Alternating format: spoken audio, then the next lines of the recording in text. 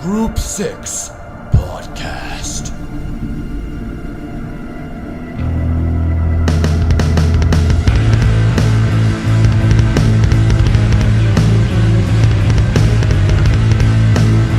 Conspiracies, mysteries, cover-ups, cryptids. We talk about anything and everything, as long as it's interesting. For more info, any questions, or if you have some spicy info for us to talk about, contact us at group6show@hotmail.com.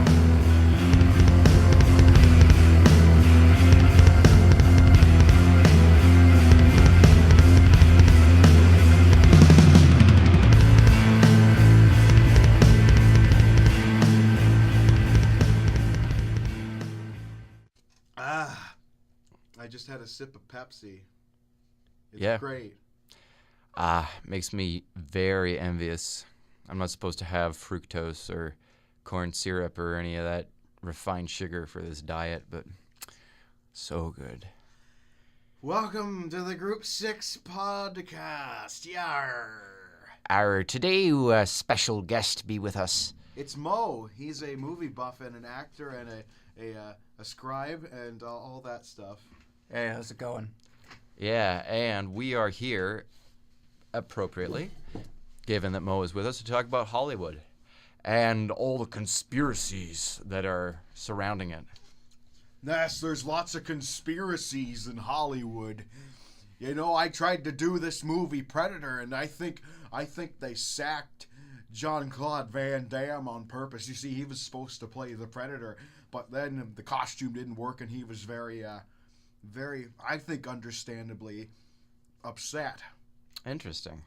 Now, I've heard that a lot of celebrities, Jesse, are actually Satanists. Like, they have some connection to the occult, and there's all this demonic symbolism all over Hollywood. This is what I hear from a lot of people. Do you think that's bunk, or is that one of the conspiracies that you think has something to it? Well, you know, they say every death that's happened to any celebrity is a Illuminati murder.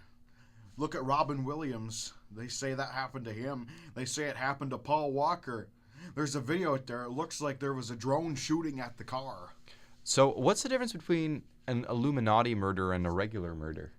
The Illuminati is just, they want to kill you for some reason or other. Like maybe you expose them or something. I don't know. Oh, okay. I haven't looked into this too much. Well, I mean, with any kind of old boys club, and when it comes to directors, it really is an old boys club. Like, almost all of them are male, interestingly. Like, you almost think, I mean, a lot of people have, you know, as anti-Semitic as this sounds, said that, you know, it helps to be Jewish or whatever it is. Like, Hollywood just attracts all of these conspiracy rumors just because it's something that's interesting, that's glamorous, that's coveted. And a lot of people have some very negative things, unfortunately, to say about it. And I don't just mean the anti-Jewish prejudice, but, you know, a lot of the corruption that's supposed to take place within Hollywood. Actually, if you look at its earliest days, reportedly there were a lot of murders?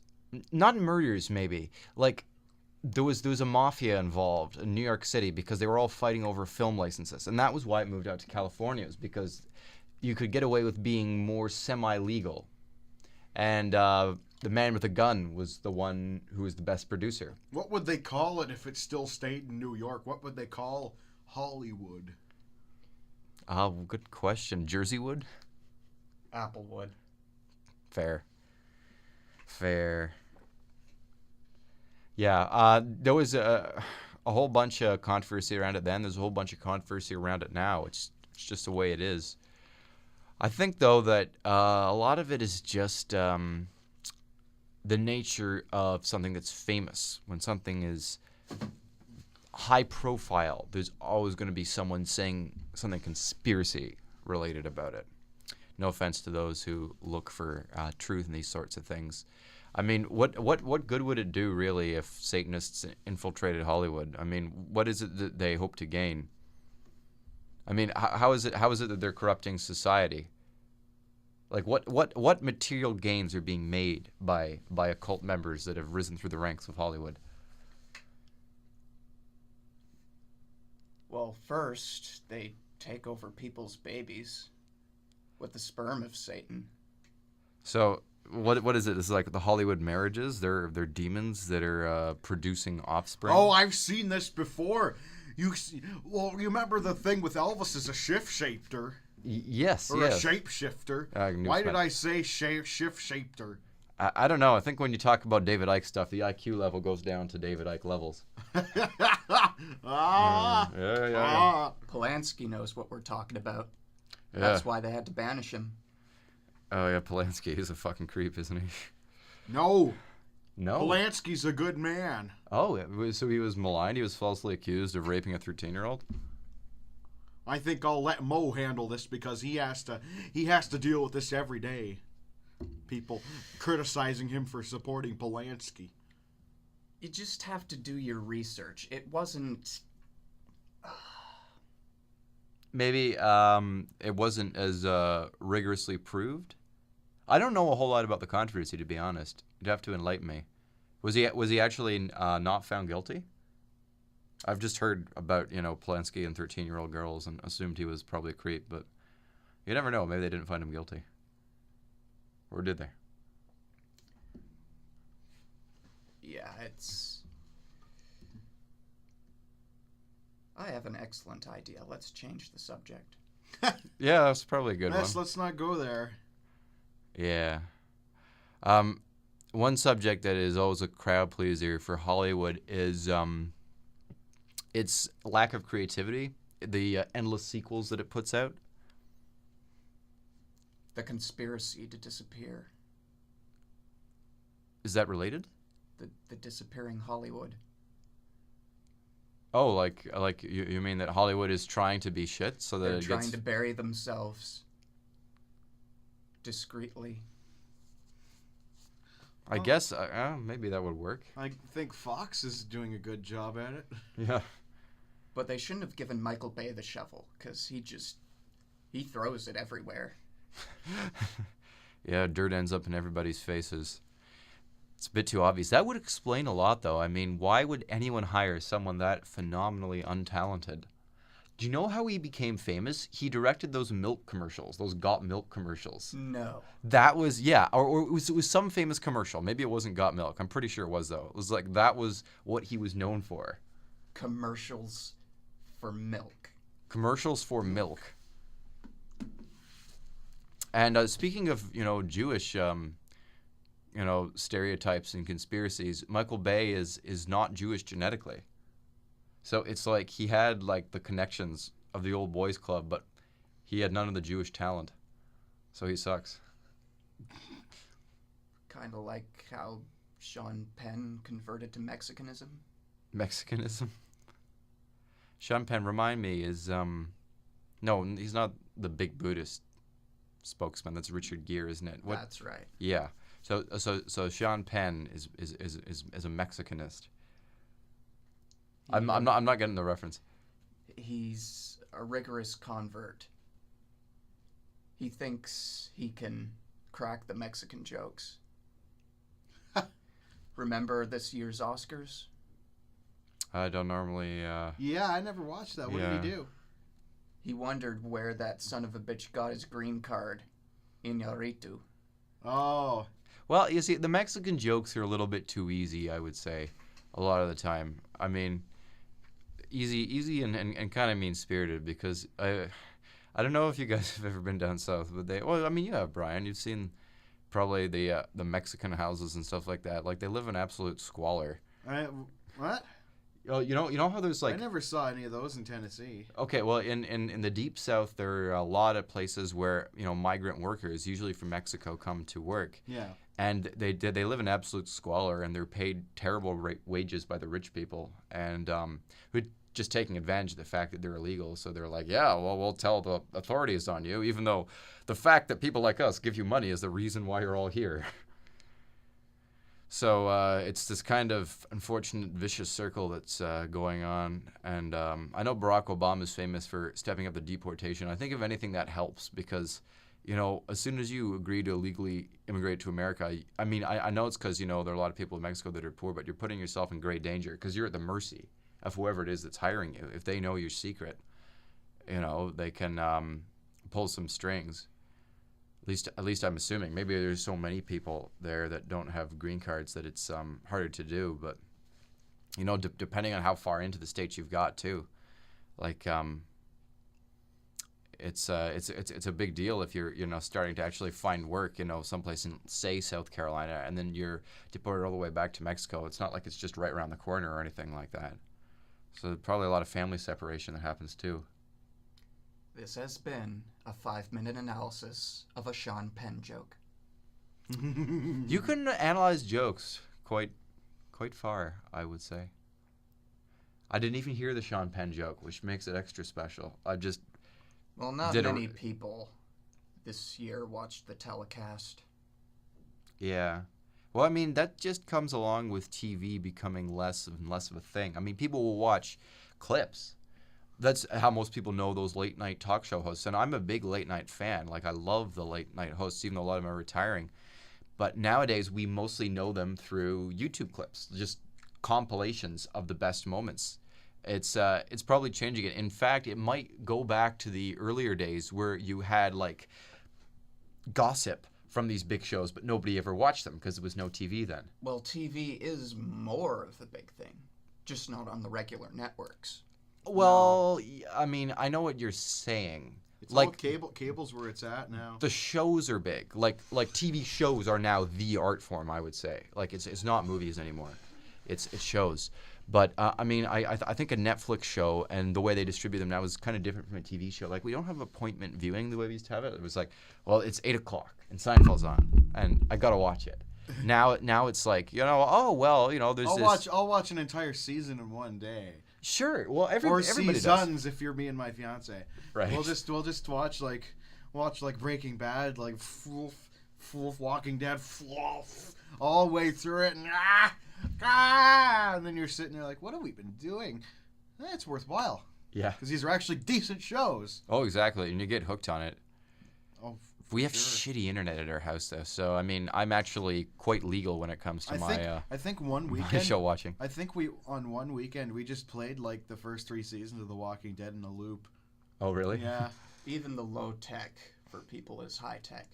Now you can DVR on top of the Netflix. Now you can Netflix on top of the DVR. Yeah, it's like a DVR. Oh no, maybe it's a Netflixception. It's a flickception.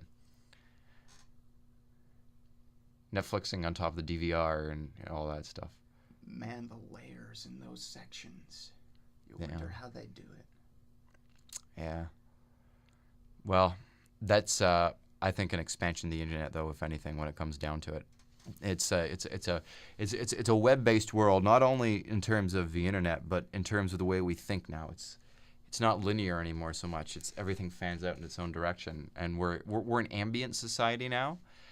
And I think that's probably why it's harder now for people to read books, because, and I mean fiction. Fewer people read fiction, and when they do, you have to read it beginning to end, so it's different. But with nonfiction, if you pick up a nonfiction book, how many people read those in order?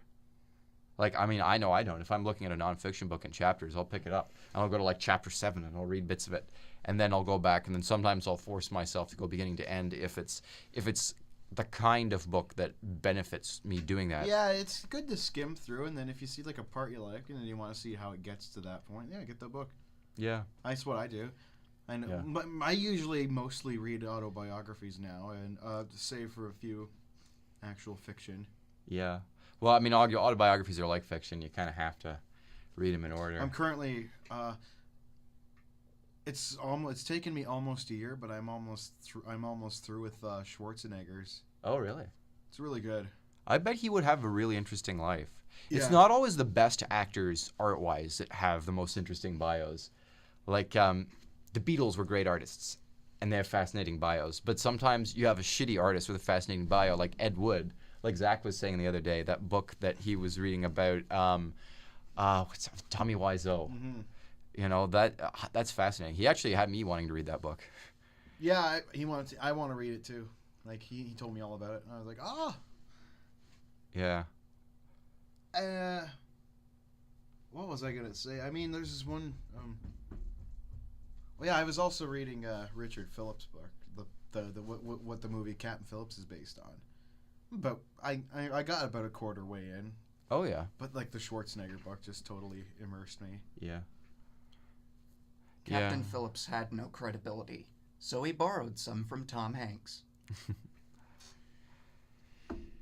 Tom Hanks is another actor that I wish would. He's kind of come back. Cloud Atlas did him a favor, because the Wachowskis were desperate and they were kind of becoming indie filmmakers with that one. So they got Hanks kind of a somewhat has-been-y A-list, and I think that did a lot to keep his profile in the public. And I like him. Like he's a talented actor. Tom Hanks has-been-y. Well, I don't know. When I think, maybe it's because he reached such great heights in the 90s, but when I think of Tom Hanks, I think of the 90s. I think of, Philadelphia, and I think of Castaway, which was 2000. Forrest Gump. When I think of Tom Toy Hanks, Story. I'm just like, this movie's All gonna be 90s. good. Yeah, oh yeah, for sure. He's in it. That's all I Toy think. Story and Saving Private Ryan, yeah. Wilson! Yeah. Wilson, Almost the sorry. 90s. Although the Tom Hanks freakouts are always kind of. There's something whiny sounding about the way he does it. Whenever he gets afraid in like Toy Story, that Woody. Ah! Yeah. Oh, boss, come on. You are a toy. Yeah, well, we were watching that thing the other day. Yeah, it was like Tom Hanks reenacts every movie. Yeah. Oh, it was so funny. He never did the accent when he did the Forrest Gump. I was mad. He's just like, Mama said life's like a box of chocolates. Yeah. Not, Mama said life is like a box of chocolates. It must be so weird for him coming back and revisiting not only favorite movies of his, but movies that are just universally accepted as great works of art. And he's just like, he's coming in. It would be so easy to be intimidated by that, I think. Interesting how he couldn't do it for Letterman, but he could do it for James Corden. Well, I don't know. I think sometimes you have people that are more intimidating. James Corden isn't really. I'm sure he has his intimidating side, but he's not really somebody who I associate with fear the way Letterman can intimidate people. He has that he reminds me a little bit of my grandfather, like that dry sense of humor and very old-fashioned and sort of professional. Like I imagine, especially because it's harder to get on the Letterman show than most other talk shows, I imagine that guests who are on his show are, they feel that host-actor dynamic a little bit more, like in the old days with Johnny Carson and stuff like that. That's why he raised his desk up, because he wanted everyone to know that he was the one in charge. And when you have massive celebrities coming in to talk to you, that's sometimes a good tactic to take.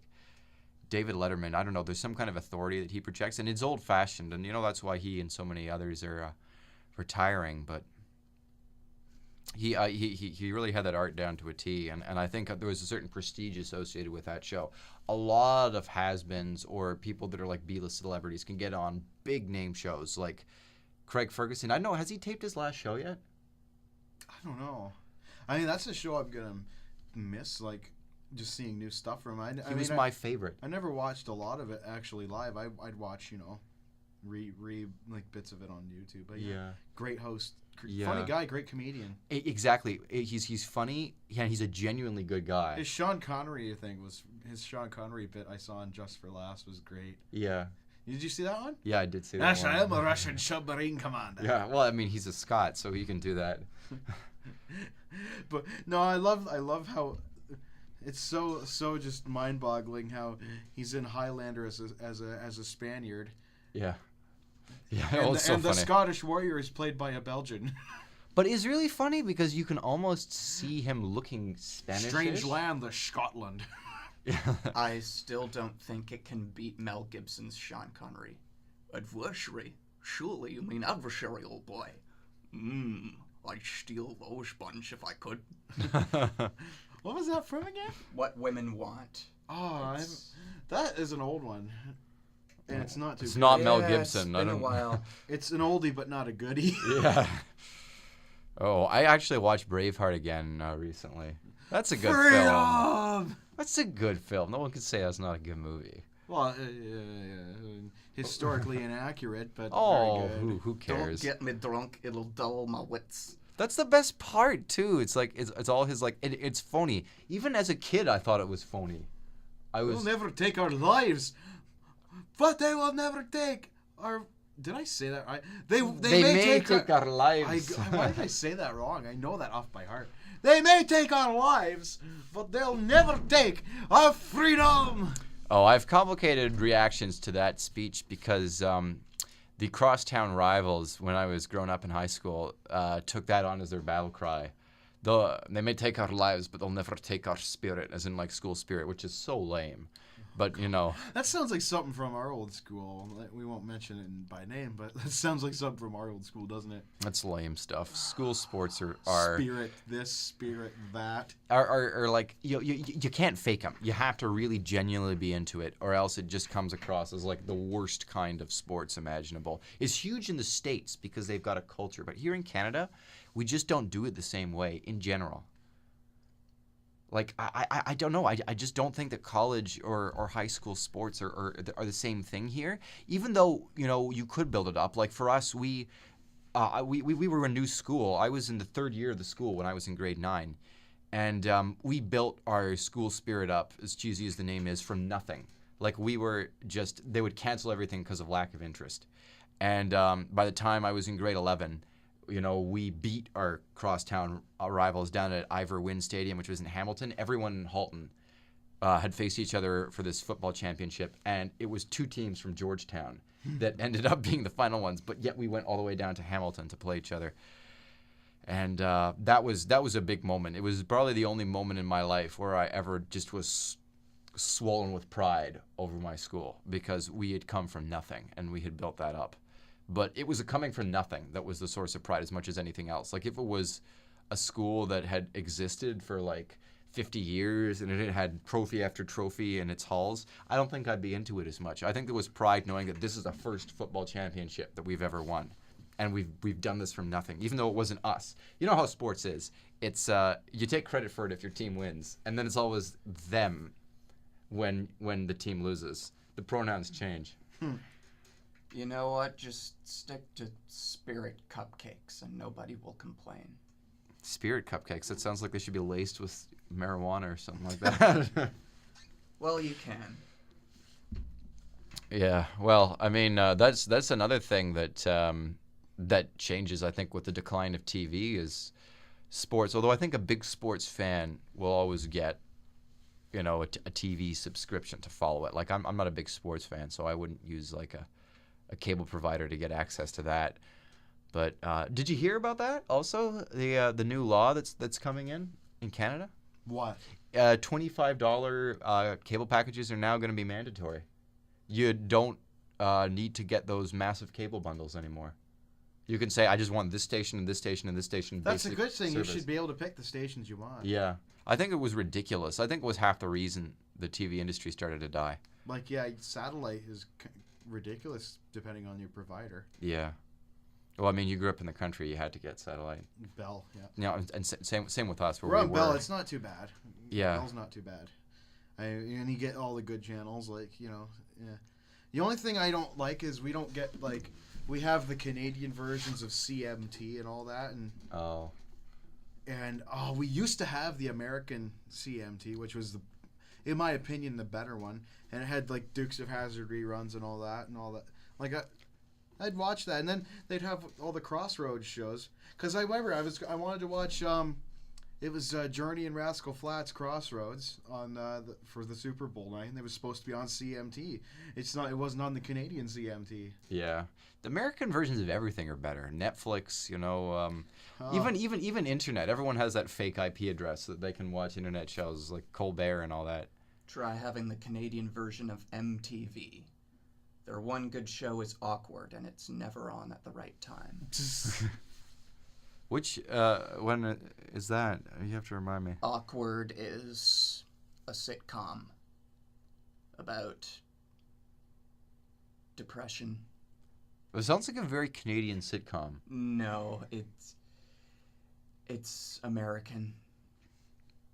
Why is it that all of our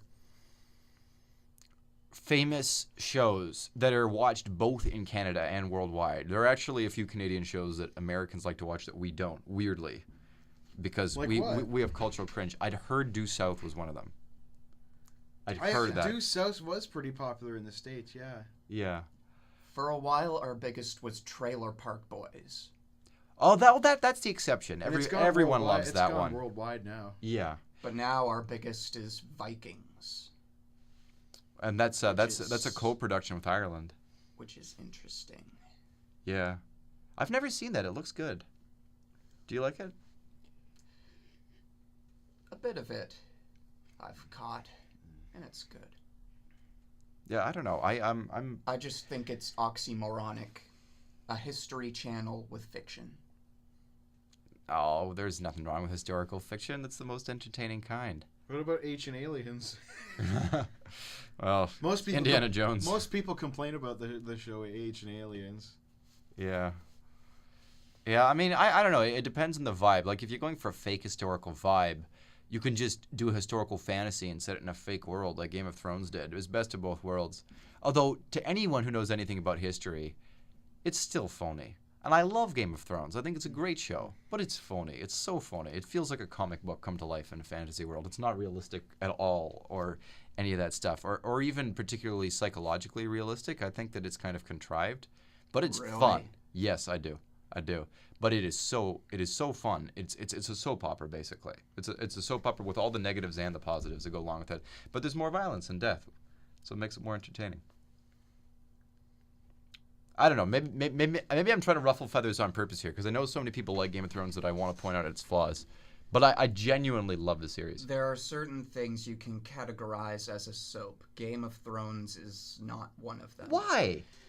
How is it not a soap? It is a melodrama. It is basically it's a whole bunch of it's a family drama. First of all, there's a lot of families that it follows. It's episode after episode of all of these high stakes situations where it's like, oh, there's this tragedy, there's violence that goes along with it, there's battles that goes along with it, but it's ultimately a family saga of a bunch of melodramatic characters, and there's always a payoff down the road. Nothing ever happens. It's just getting put off. A medieval fantasy, but it's structured like a modern political thriller. Yeah, but each season is structured like a Hitchcock film. But you can't say that there's no drawn out storylines like there are on soap operas and stuff like that. You can't say that there's no sense of idealized lives, Meet the Lannisters or whatever it is. It's just because it's a more kind of violent, gritty, and fast paced, like you say. There's the politics aspect to it and stuff like that. I mean, there's hospital drama shows and stuff like that. There's soap operas. The main soap operas left are ER and things like that. Don't even get me started on soap operas. I can't stand them. Game of Thrones, though, I will say it's the one soap opera that I will watch. Okay, it is. You use that broad definition. Well, I don't know. I think that a soap opera is not so much content; it's style. There's something about the never-ending story, basically. I don't mean the movie. I mean the idea of basically a never-ending story, which is what I see Game of Thrones as. Call it a primetime soap. Primetime soaps soap. are different. Okay. Like Revenge. Yeah, we'll call it that. That's a fair one. Primetime soaps are more quality, in my opinion. Revenge. That Emily Van Camp is hot. I wish you could see his look right now. It is perfect. It is the creepiest look that I've seen. I'm scared, and I really don't know that much about the show. I did see clips. I saw clips of it where when James McCaffrey appeared on it, because I'm a fan of him solely. Oh yeah. You know who James McCaffrey is? I think of Anne McCaffrey whenever I think of that name. No, James McCaffrey, the man behind Max Payne, the real Max Payne. Okay. The not Wahlberg Payne. The Max Payne with the AIN. Max Payne. That movie was pain. Now, hey, that gets right back. Why does Fox have to make crappy movies these days? They tend to interfere a lot. Yeah. They've ruined Die Hard. Oh God. They totally destroyed their Hitman movie, and they've done it again. Well, they've lost out on the whole franchise thing. I think they really have. They haven't got good franchises, and they don't know what to do. They haven't had a good franchise since Star Wars. Yeah, it's not theirs and anymore. they sold Star Wars. George Lucas. Well, George always owned it. technically Lucas. sold Fox still Star has Wars, the but- rights to the original 2 trilogies, as far as selling it goes. Yeah, I've heard though that they are only renting them till 2020. It's this really short time frame that they're on, and then after that, all of them will belong to Disney except for Episode 4, which will belong to 20th Century Fox forever. But tell me that Disney isn't going to make a massive purchase from 20th Century Fox. Will they re-release the original versions? I hope. I hope so. I know what you mean by original versions too. They put out Phantom Menace, and then they just gave up. You underestimate my power. Some executive in there must have literally said, "Nah, give up." Yeah, probably. That's probably how it went. But Phantom Menace, that was in 3D. That's the only Star Wars movie that's been converted to 3D. It's just... Yeah, they were going to do they were going to do the whole saga in 3D. What happened to that? I don't know. I think they feel they need to put 2 and 3 in 3D to get to the good ones. I don't know. I would sit through it. I would have bought a ticket. My brothers actually, even though they're not Star Wars fans at all, and they don't even like the prequels, they went to episode 1. The second one is the tough deal. Oh, isn't that true? I've tried to revisit Attack of the Clones to convince myself it's not that bad, but it's so bad. It's way worse than Phantom Menace. Phantom Menace at least is entertaining. People should stop saying Phantom Menace is the worst one. Thank you. Phantom Menace is good, and if only for one reason, except that it's got Liam Neeson in it. Darth Maul. That fight at the Maul. end is almost enough to save the movie, but it's all the colorful costumes. They have real sets. They have real makeup. He spent 3 years working on the script, and it doesn't show, but you can tell that he tried. You can tell that he put some effort into it. With Attack of the Clones, it felt like he was so depressed over the reviews for episode 1 that he just didn't care. Then, just when you thought it couldn't get any dumber, he did episode 3, and sort of redeemed himself. It's hard to say because a lot of people now say that episode 3 really wasn't as good as people at the time. I agree that it is the best one. It was pretty epic. I agree that it's the best one, but the reason why I think it's the best one is the overall emotional arc of the films. The people that review films, they nitpick. That's what film reviewers do. And that's what nerd culture does now. It just nitpicks. And, well, I mean, no, it tends to nitpick the wrong things, like what kind of spaceship engine they had on something like that. But they are sometimes nitpicking the right things, like dialogue and stuff like that. Like that is execution. I have seen a security hologram of Anakin killing younglings. The thing. Look, you can see Ewan McGregor trying not to laugh. You know what? I respect him more because He's the best thing. One of the best things about it. It's like he's looking at the audience and he's winking. It's like, yeah, this is ridiculous. Don't worry. Don't worry, it's almost over. I have seen things George Lucas made me watch.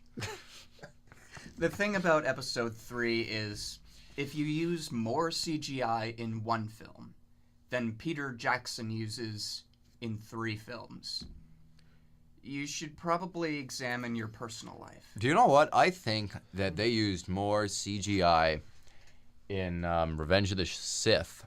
I was going to say shith because I wanted to say shit. Revenge of the Sith. That wasn't even on purpose. But yeah, no, they used more in that one movie than the whole Hobbit trilogy, which I thought was a bloody travesty of CGI. That was sad. Like every shot apparently in those films, Revenge of the Sith is digitally altered in some way. Except for one shot of Padme in her dressing room, which has the distinction. Like I think someone actually went through the whole movie and figured this out. That's actually the one shot in the film that has no CGI added to it. That's why I'm hoping they meant it literally when they said they're using more practical effects for Star Wars Episode 7. Well, yeah. You do see that they have an X-wing model. They rebuilt the Falcon. They built some sets. They've got real people in makeup and costume. They went to Tunisia. They actually went to they Tunisia, did. which even George Lucas did. To be fair, for episodes 1 and 2, like that was the one thing that he knew nobody would forgive him for. if he went CG for those movies.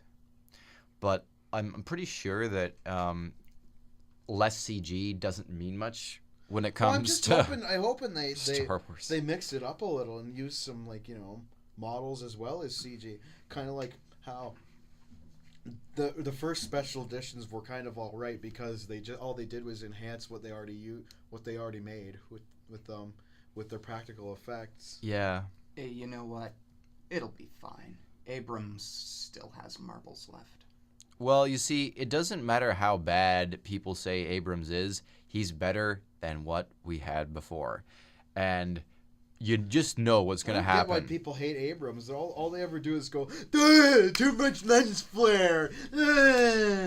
It's nerd culture just loving to It's hate like, shit. shut the fuck up. That's all it is. Why would you put a polar bear on a tropical island? He's made two, really, in my opinion, quality Star Trek movies, better than probably a whole bunch of the other odd numbered ones. Oh, I agree. I agree. He managed to make two good ones in a row. And I'm not even a fan of Star Trek, much less the new ones, but I respect what Abrams did as they're action films. They're not Star Trek. They're not Star Trek in spirit. They're not Star Trek in quality. They're actually more Star Wars. They're more Star Wars. And if you're a Star Wars fan, which then you should be happy. I guess you and I are more Star Wars fans than like Star Trek fans. I'm not saying I don't respect Star Trek, but I'm not a fan. I respect it. I've become more of a Trek fan over the years, I have to say. Well, I used to be really big into Star Wars, still am, but I think original Star Wars. I want to rephrase that. Trek is definitely my go-to. Yeah, it's that's become more in vogue now, but like I do find that it's like the show. Or shows, I should say. I mean, they are cerebral, and that's what the appeal is. And like I totally respect, like, at what it does, Star Trek is great. But it's just like it's not the same thing as what Star Wars does. And I think that for an emotional experience, you go to films like Star Wars. You don't necessarily go to movies like the Star Trek movies. Although the Star Trek movies are really different from the show, even the old ones, very different in terms of conception, in terms of what they were trying to do. They're like dramas in space, weren't they? Yeah. It's the age-old question, Trek or Wars?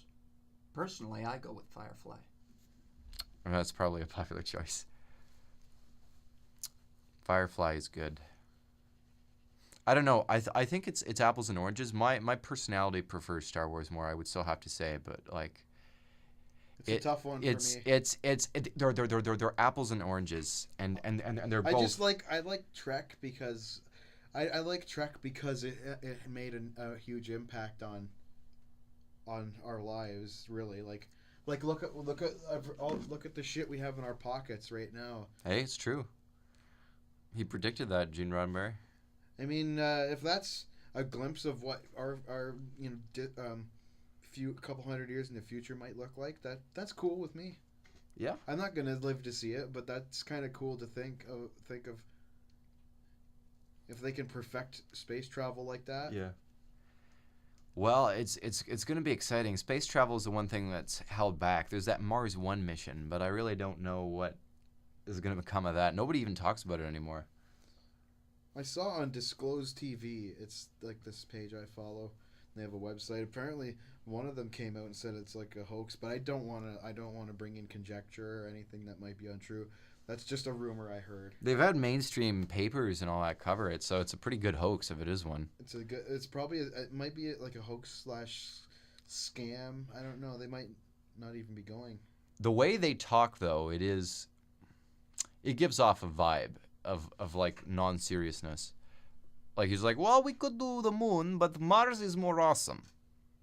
Okay. But you go there for good. You're not coming back. No. I think they should at least wait because they're developing a form of spaceflight that can get you to Mars in like 30 days. Well, if they actually do that, fantastic. You know, I really do think we need to man up space exploration, so to speak. We need to send humans out there. And I think that's for a whole bunch of reasons. It's not only the romantic thing of exploring space, but it gets people hooked on it and involved with it, so they support more funding for exploring space, which has so many benefits to humanity, I think. Yeah, but then they'll get lost with Gary Oldman. Nobody wants that. Nobody wants that. Kudos to the 5 people that get that joke. Lost in space. Don't explain the joke. That's the rule. I know it's the rule, but I don't know. I feel they'll get that joke. If they're listening to us, they probably will get the joke. Let's be fair. I wish though they would do a second remake of Lost in Space. That would be one thing that I bet would like they could do justice to it. They should make a sequel. They should make a sequel to Galaxy Quest. Oh, that would be good. That would be good. It's Trek fans hold that as one of the best Trek films above like all the other ones that are bad. Oh, it's true. It's true. It's it also got kind of a cult following among the former cast members of Star Trek. Even William Shatner appreciates it, although he pretends that he doesn't know who Tim Allen is making fun of. It's obvious. Yeah. And Alan Rickman. Oh, yeah. Oh. Alan Rickman is perfect. He's just great. He's half the reason that I watched Harry Potter movies, and that's saying a lot, because they are good. I watched a really cool video where they put all of the Snape-centric scenes in order, so it tells the story better. Yeah. Feels. Yeah. That was the best character in the whole series. Just don't spoil the rest of the movies in fully, even though I know kind of what happens. I still haven't seen From Order of the Phoenix up. Really? I'm way behind it. I loved Harry Potter when I was a kid. Really? I thought Harry Potter was cool. But you just stopped reading the books and watching No, the I movies? mean like the movies. I only read the first book. But the latter half of the series is where it gets good. Yeah, I've only seen it up to Goblet of Fire, and I'm very embarrassed by that. The movies, like they're better at the bookends, I would say. I don't know what is up with people, but I never got the Philosopher's Stone hate. I actually felt like that was a good movie. I love Philosopher's Stone. It's got all the wonder of like a children's film. I think it ages better than people thought it would. Mr. And Deathly Hallows. Mr. Potter, our newest celebrity. That is a good Alan Rickman. Yeah, it is good. I can't do it. I used to be able to do like that. Well, it's because Mo's got this deadpan voice. It works perfect for. Clearly, fame isn't everything. do something from Die Hard. Now I have a machine gun. Ho, ho, ho. Hey, Hans! I like that even better, actually. Hey, Al! See, I just do Bruce Willis like, hey, Hans! That sucked. Yippee-ki-yay, motherfucker. Latter half of Potter, man. See it. Okay. Well, that was what started all those Part 2 crazes, wasn't it? It was Deathly Hallows Parts 1 and 2. That's why that movie was so much better than the later Potter movies, because they didn't have to squeeze it in. Because once they get the more grounded personality of Luna Lovegood in there, the story itself becomes more logical. Mr. Potter. The grounded personality of Luna Lovegood. I love Snape. I love so funny? Snape, though. I think no, I'm just laughing at it, but I totally agree. I actually think that she makes more sense than the other characters in a fucked up way. You ever hear about the Harry Potter fan theory? I will remember it as soon as you say it, because I know there's some theory about Luna and Harry. No. No? It's that Harry Potter isn't the real chosen one. Oh, is Luna? No. No. It's Why do I think there's some fan theory involving Luna and Harry? No, there's this. It's a fan theory that the whole focus on Harry is a ruse, and that Neville Longbottom is actually the one that they're trying to protect. We won't spoil it beyond that. I have an excellent idea. Let's change the subject. Well, you can never talk about Harry Potter for too long, in my opinion, but No. I have to move on. No. Hollywood in general is... Weird. What was I going to say? Harry Potter reminded me of that theme park, which I love, the Orlando theme park. And they have another one. They've got LA, and they're opening one, or they have opened one already somewhere else. London. London. The actual set. And they're getting a Lord of the Rings theme park in Spain, of all places. And it's called La Comensa, or something. I don't know how it's pronounced. Maybe I got it wrong, but it's the Spanish word for Shire. You shall not pass, senor. Yeah, but like I'm just thinking, like that's a piece of Anglophone culture, Lord of the Rings. Like why would you go to Spain for the Lord of the Rings experience? It's not even Lord of the Ringsy. It's in southern Spain too. It's like on the Mediterranean coast, like near Cadiz and Gibraltar. Yeah, why didn't they build it in New Zealand? Well, they probably had licensing problems. Well, maybe it's because if the elves aren't convincing enough, they can just ship them out. You brought up the Harry Potter theme park. I kind of want to go there. I've never been to like Orlando or I've never been to the Universal spots or anything like that. I kind of don't want to go to Universal anymore because they took the Jaws ride out. You should still go. The Hulk ride, I think, is still there. It's fantastic. They've got like no good roller coasters there. Jurassic Park. Did you go to Jurassic Park I went to Jurassic Park ride also. Did you do the Twister one? Twister? There's a Twister one where you literally just watch a wind machine blow things around, and it's based on the set of the drive-in theater. Oh, okay. They did a thing about it on Popular Mechanics for Kids once. Yeah, well, I went to the Dudley Do-Right slide, which was okay. Dudley.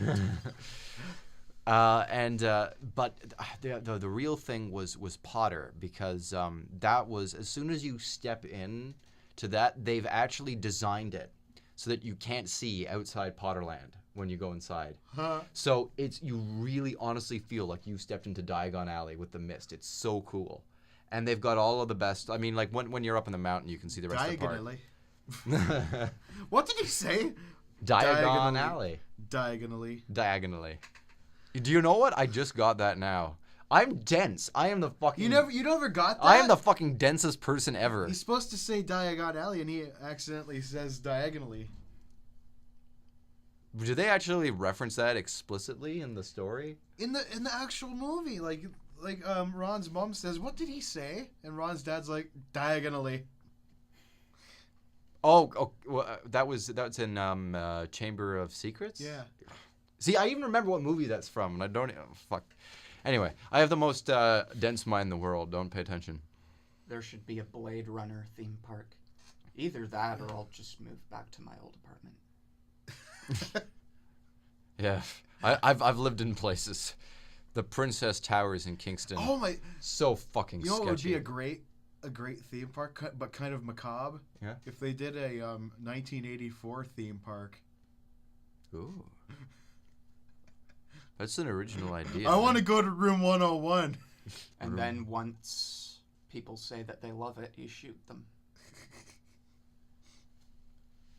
Now I'm depressed. That book is depressing. Well, Every movie that's been made is depressing. it's not meant to be uplifting, though. I actually had a friend that just read it, and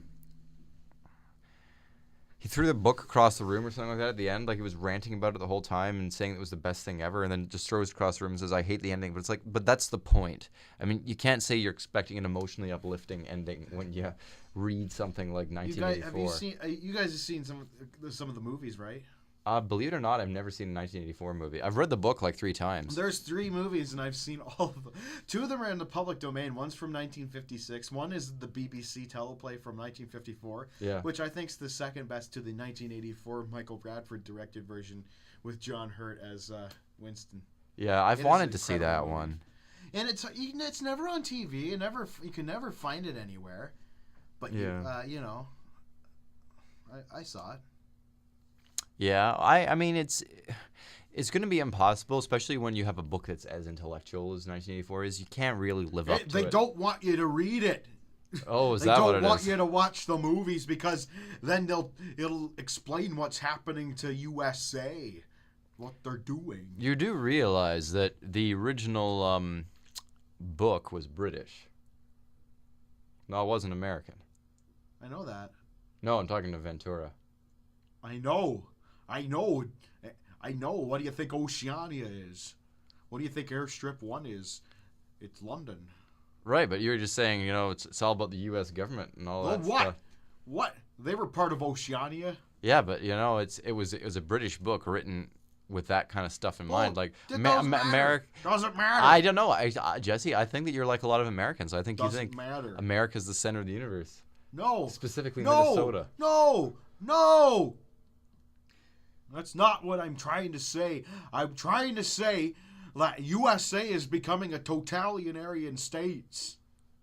I see. Personally, my taste is Diet 1984. Brazil, V for Vendetta. That's entertaining. V for Vendetta, I actually liked that movie. I know people say as soon as you think about it, it falls apart, but who fucking cares? I've only seen it a few times. V for Ventura. That would be really interesting parody film. V for Ventura. I'm watching. You're watching? I'm watching you. That's what my slogan would be. I was a Navy SEAL, a governor, a fighter. I've got this. You got pretty much anything you set your mind to, I think. If you want to find a connection in something, you'll do it. You have that talent. Well, I don't claim to be an intelligent man. Well, I never implied that. Never implied that. Ladies and gentlemen, I'm Jesse Ventura, and I'm going to make you explode to classical music. Is that referencing a YouTube parody? No, it isn't. No, it isn't. He's expecting references to those because I showed him them. Yeah, we had this YouTube poop marathon. It was great. So much Jesse Ventura goodness on YouTube. Depending on what you mean by goodness. And now I think it's time to wash my hands. Yeah, anyway, I think that might be it for this particular podcast, but don't go anywhere because we've got lots coming up and lots of stuff to share with you guys. Maybe we'll talk about 1984 again and go in depth what's happening to the world. Yeah. Do you know what? We stayed on topic most of the time today. We actually did. Kudos. I think it's because we normally get off topic and we talk about movies. So now we're talking about movies, we don't get off topic. I think it's time to party. I think it's time to party too. Don't overthink this stuff. It's not good for Yeah, you. this ain't the last of. That's what Jesse Ventura does. It's not the last of this podcast series. Anyway, it's not the last. We got more Jesse Ventura. We got more interesting topics. We've got our special bonus pilot that's going to come out soon as well, which is basically telling us how we got here. It's our origin story. Thanks again to our special guest Mo here as the authority on films. And until next time, build yourself a theme park. Maybe not a theme park, just a cafeteria. And There will be blood cafeteria.